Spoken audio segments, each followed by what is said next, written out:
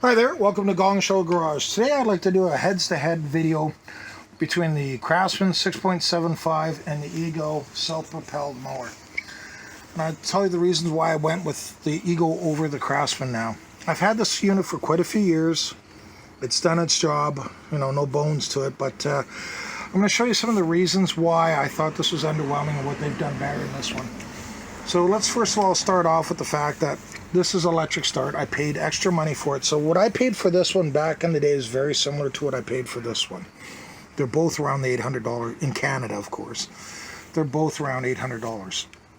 With this one here, they come with a battery charger on here that is actually designed to kill the battery in it. It comes with a simple little wall charger that you plug into the wall that just rams 14.4 volts into the battery. If you don't take it off after so many hours, it cooks it. So within usually a year, you lose the battery out of it. So what I've done is I've hooked up, you could see in the picture earlier that I hooked up a different charging system with a smart charger, and I've managed to get quite a few years of use out of the battery. And it's basically just an alarm battery. You can see it's got tape on it. I take the top off, I mix up distilled water and Epsom salts, and I refill the cells. So I've gotten quite a few years out of each battery, but I still nonetheless have put probably, in the years that I've had this thing, probably a battery in it every two and a half years. I've had to put a battery into it. So the reliability of the battery wasn't all that great, but I can't pull start. This is quite a bit to pull. It does pull start, but it's a lot of work. The other reason I like this new Ego over this one is, as you can see, the adjusters on here are very, very thin. Very thin. So as you're moving this wheel around, especially if you don't take care of it, I grease these every year so that moves. But that'll have a tendency of seizing right in here, and then when you pull this lever back, you end up bending them or breaking them. So not only that, I don't know what it is. I'm not really the smartest guy in the world, but I'm not the slowest tractor on the farm either. But I always seem to get these mixed up. Always when I adjust them, I have the back end too high and the front too low, or vice versa. And then I come back and realize what I did wrong. But it is kind of a pain in the ass. Whereas if I come over to the Ego, all that is alleviated by the simple fact that I use my right arm and my left hand, and I just pull this over and I lift it up. That's right to max height, right down to low. Now, I only do it twice a year. I always have it really low in the beginning of the year because I want to get my lawn as clean as I could from the winter. I try and vacuum up all the stuff and clean up all the crap, and then I like to run it about 3 or 4 because of the fact that the grass can grow a little bit. We're in an area here where we don't get rain for a couple of days, so if your lawn is a little bit thicker, it's okay. Whereas with this one, to change the adjuster several times is a major pain. And the other thing I want to basically talk about, every spring I end up having to put new oil in it. I put a mixture of stuff, if you see from the other videos, I put a new air filter in it. And every second year I replace the spark plug, but I usually take out the spark plug every year and clean it. So there is some maintenance to this. On the other hand, with this one, all I do is pull it out of the shed, drop a battery, and away it goes. So that to me I kind of like. And the battery I can store on a charger all winter long. Just leave it on the charger and not worry about it. So whereas this one, I have to go and mechanically pull out the battery, which is, as you can see, I don't even bother putting the bolts back in. But I got to pull that battery out every year and put it away so that it doesn't freeze. So a lot more maintenance with this. Now let's talk about ease of convenience. See the handle's way up here? Some people that are taller would prefer the handle way up here. If you're shorter, this might be more convenient for you. To adjust the handle is that easy. Squeeze, and you've got 3 different settings. For me to change it on most of the gas mowers, I have to take off these wing nuts, take the bolts out, and feed it into these holes.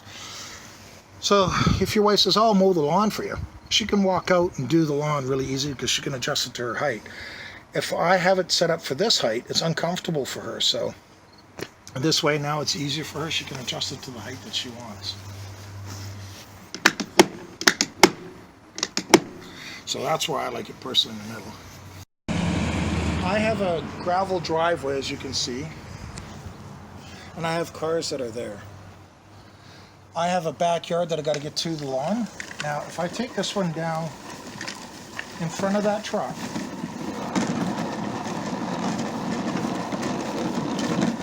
and I want to drive across this if it's hilly, all I have to do is, I'm not throwing any rocks that could damage a vehicle. So I can transport this to my backyard. If I was to do this with my Craftsman and I start throwing rocks at his truck, I guarantee I'd lose a close friend. So therefore, that's one of the other major reasons. And I don't know if you can see how steep this yard is, but I'm going to really be a little bit asinine here. I'll change the height of it. Just up to 3. But I'll show you that I can actually drive right back up my steep yard.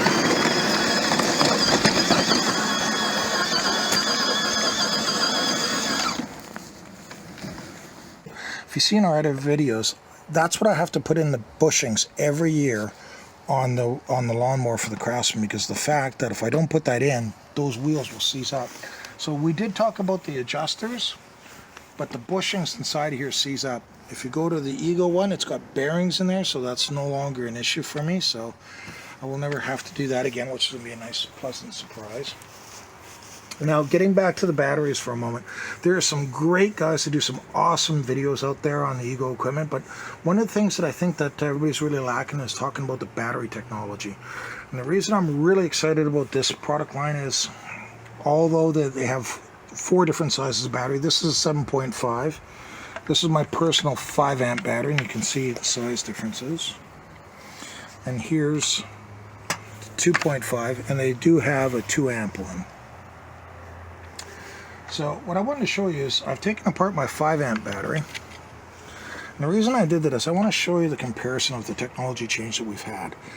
So if you look at this one, you see this big part of the battery here? That's what a heat sink, well, I refer to it as a heat sink.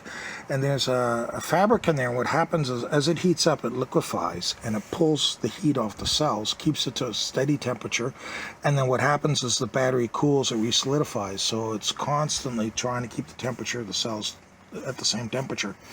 Not only that, if you really quickly look here, you can see all the cells have got their own wiring. So what happens is it charges each cell and it knows the temperature, and it works really well with that for the charging system. And if you look over here, this whole part here is all infused in like a silicone. I don't really know what the wording is for it, but what they do is they put that in there for vibration. So what happens is there's no vibration on it, all the components stay there, because a lot of the charging technology is done right inside of here, the brains.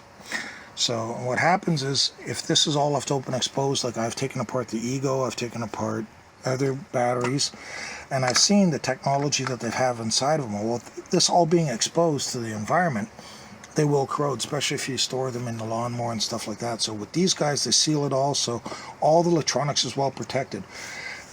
Now this is a little bit of an older battery design, but what they used to do is they used to come in, bring the power in, and go through all the cells. And this is what they call series charging. So what happens is they charge them all up to get to, say this is 18 volts. They put in 20 volts into it, and they get about, usually one of the cells will get weak, and once that one cell gets weak, the rest of the cells can only charge to that level.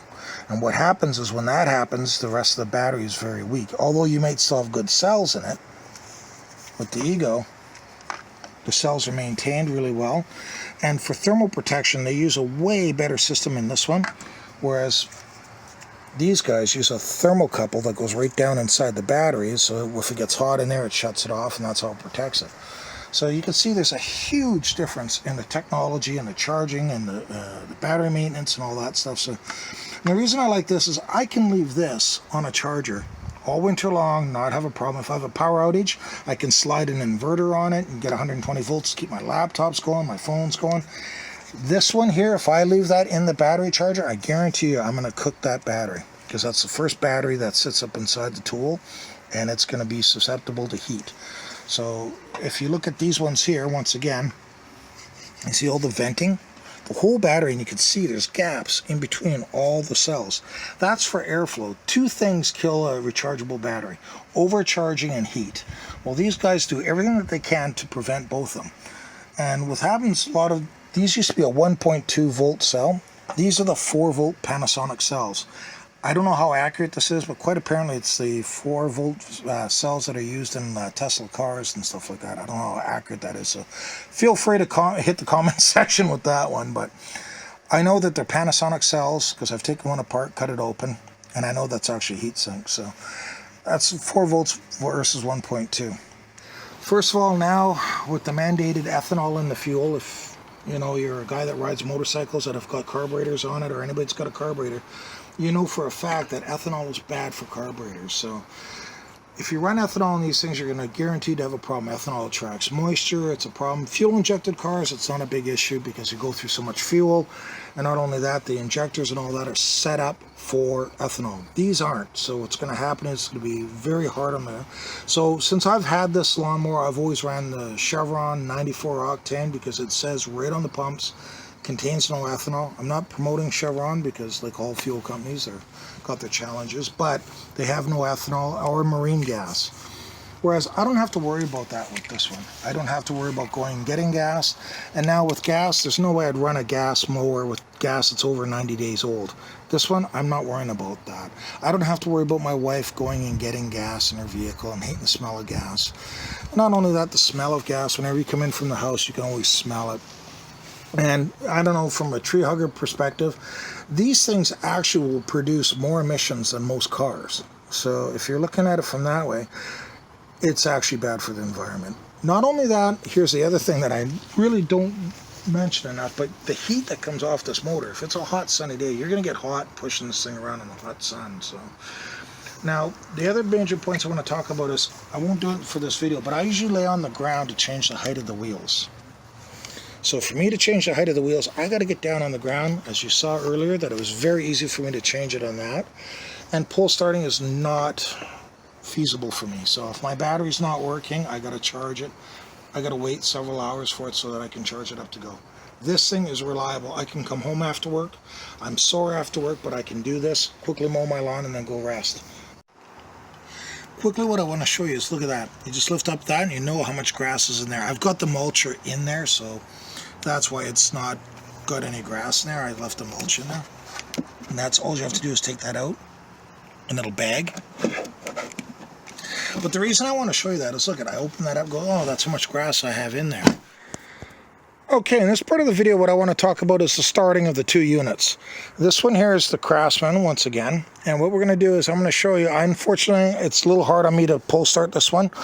So I'm going to get my editor to do it for me. We did do some cranking over on it. The battery is getting weak on this one. It usually does start with the battery. But we're going to start this one up, and you can hear the noise and the sound of it versus the Ego, and how easy it is to start the Ego. So you see how easy that started? Truth be known, that's our third time we started it up, so the motor is warm. But anyway, now we're going to go over to the Ego, and what I want to do is I want to pan back, and I want to show how easy it is. So all this is going to do is hit the green button first, hold it down, pull the lever, and it's running. Now, if I was to start up that Craftsman, you would not hear the Ego mower running anymore. Well, thank you very much for watching our Gong Show video on why I like the Ego versus my old gas one. If you have any comments or questions or concerns, please feel free to put them in the comment section. It's very important to all our other subscribers that we all have an open forum. And thank you very much for watching Gong Show Garage, and I hope you have yourself a great day.